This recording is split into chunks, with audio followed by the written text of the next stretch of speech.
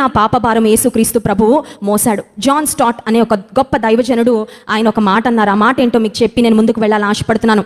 I believe in Jesus. యేసు ప్రభువును నేను నమ్ముతున్నాను. కారణం ఏంటంటే ఈ ప్రపంచంలో చాలా మతాలు ఉన్నాయి, చాలా మంది దేవుళ్ళుగా పిలువబడేవారు ఉన్నారు, కానీ మనిషి యొక్క శ్రమకు వారికి ఎలాంటి పొంతన లేదు.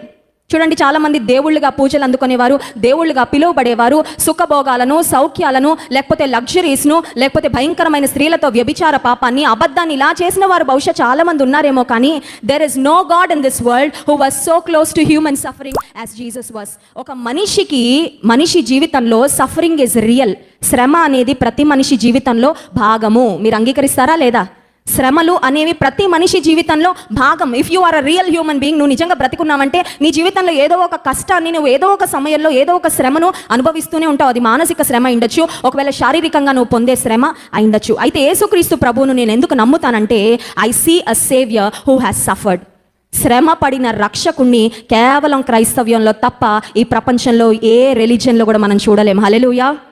He was not immune to human suffering. నేను దేవుణ్ణి కదా, శ్రమ అనేది నాకు చాలా దూరంగా ఉండాలి. దేవుణ్ణి కాబట్టి శ్రమ అనేది మనుషులు భరించుకోవాలి. శ్రమతో నాకు ఎలాంటి సంబంధం లేదు. ఇప్పుడు కరోనా వ్యాక్సిన్ వేయించుకుంటున్నాం ఎందుకు?